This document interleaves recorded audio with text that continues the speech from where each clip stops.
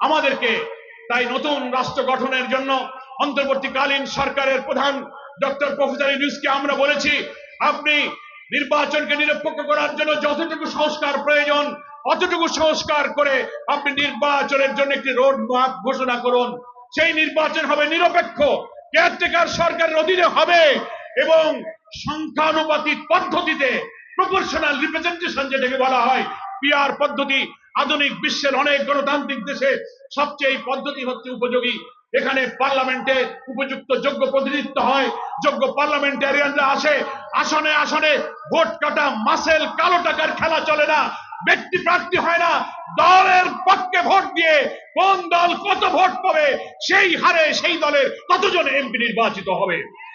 আমরা আজকে গণমাধ্যমের মাধ্যমে সারা দেশবাসীর কাছে, প্রশাসনের কাছে জানাতে চাই, আমরা এই সংখ্যানুপাতিক পদ্ধতিতে জাতীয় নির্বাচন চাই, তাহলে যোগ্য লোকেরা এখানে আসতে পারবে। আমরা আপনাদের কাছে সতর্কতার সাথে বলি, দেশের বিরুদ্ধে যেমন ষড়যন্ত্র 5ই আগস্টের পরে বাইরে থেকেও করতেছেন, দিল্লি থেকেও ষড়যন্ত্র হইতেছে। কি বলেন? পাল্টা কু, জুডিশিয়াল কু, আনসার কাণ্ড, সচিবালয়ে আগুন, এখানে বাড়াবাড়ি, এই দাবি সেই দাবি, এই সব দিয়ে এই সরকারকে তারা আগাতে দিতে চায় না। কিন্তু এই ষড়যন্ত্র প্রতিহত করে অন্তর্বর্তীকালীন সরকারকে সাহায্য করে নির্বাচন সুষ্ঠু করার জন্য চেষ্টা করতে হবে। আর দেশের বিরুদ্ধে শুধু ষড়যন্ত্র হচ্ছে তা না, এখন আবার নতুন করে জামাত ইসলামের বিরুদ্ধে ষড়যন্ত্র শুরু হয়েছে, টের পাইতেছেন তো? আর ষড়যন্ত্রকারীরা কেউ কেউ এমন ভাবে কথা বলে, এমন ভাবে সমালোচনা করে, আওয়ামী লীগের লোকেরা যে ভাষায় কথা বলতো, যে ভাষায় সমালোচনা করত, সেই আওয়ামী স্টাইলে আমাদের বিরুদ্ধে কথা শুরু হয়েছে। তাহলে বোঝা যায় যারা কেউ কেউ এই বিরোধিতা করেন তাদের সাথে কাদের যোগাযোগ, কি তাদের উদ্দেশ্য। আবার কি ওই পতিত ফ্যাসিস্টদেরকে আবার রাজনীতিতে সুযোগ করে দিতে চান আপনারা?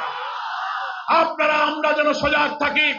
সকল রাজনৈতিক দলের কাছে আমাদের আপিল থাকবে, আমাদের আমিরে জামাত বলেছেন, আসুন ফ্যাসিবাদ বিরোধী আন্দোলনে আমরা যারা মাঠে ছিলাম তাদের মধ্যে যেন কোনো ঐক্য বিনষ্টকারী কোনো কথা, কোনো বক্তব্য আমরা নিজেদের মধ্যে যেন চালাচালি না করি। কি বলেন, ঠিক কিনা? বিএনপি, জামাত, সকল দল আমরা জুলাইয়ের অভ্যুত্থানের চেতনাকে ধারণ করে একটি জাতীয় ঐক্যের পরিবেশ সৃষ্টি করে যদি জাতীয় ঐক্যের মধ্য দিয়ে আমরা নির্বাচনে যেতে পারি, তাহলে আওয়ামী ফ্যাসিবাদ আগামী নির্বাচনের মধ্য দিয়ে রাজনীতিতে তাদেরকে জিরো করে দেওয়া যাবে, তাদেরকে ইনশাআল্লাহ রাজনীতির মাঠ থেকে বিদায় করে দেওয়া যাবে। আর আমরা যদি হানাহানি করি, ওই পতিত স্বৈরাচাররা আবার একটা সুযোগ খোঁজার চেষ্টা করে।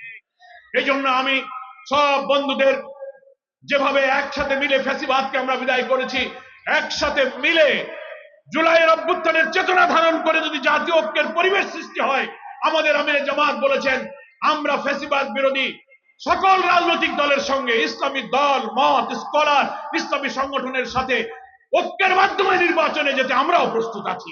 আমরা এমন একটি বাংলাদেশ চাই যে বাংলাদেশ আল্লাহর কাছ থেকে নাজিল হওয়া ওহির জ্ঞানের ভিত্তিতে, ইনসাফের ভিত্তিতে কায়েম হবে এবং সেখানেই আল্লাহর কল্যাণ এবং রহমত নাজিল হবে।